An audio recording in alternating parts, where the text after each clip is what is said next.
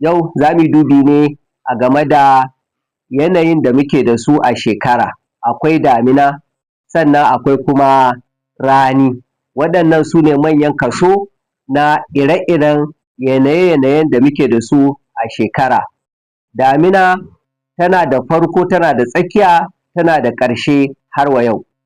Farko zuwa tsakiya nan ne tsurar damina, a wannan lokaci ne akan yi shuka, daga ƙarshe ko kuma tun daga wuraren tsakiya zuwa ƙarshen damina akan kira sa da marka ko kuma marka-marka. Idan damina ta wuce akan shiga kaka, a wannan lokaci ne akan yi girbin amfanin gona da aka shuka tun a farkon damina.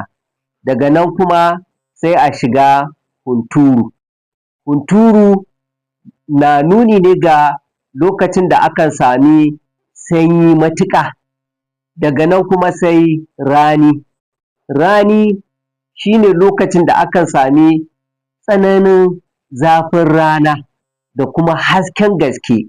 Idan rani ya wuce daga nan sai a shiga bazara.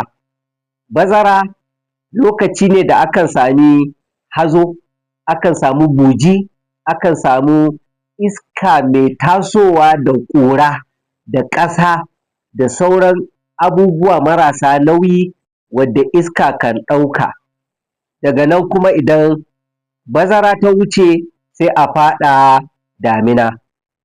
Kenan a nan za mu ga cewa yanaye-yanayen da muke da su a shekara, idan aka fara daga damina za a shiga marka-marka, daga nan sai a faɗa kaka, sai a shiga hunturu, sai a faɗa rani, sai bazara, sannan kuma daga nan sai a sake komawa kan damina.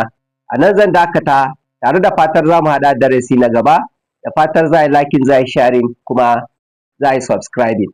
Na gode, a huta lafiya.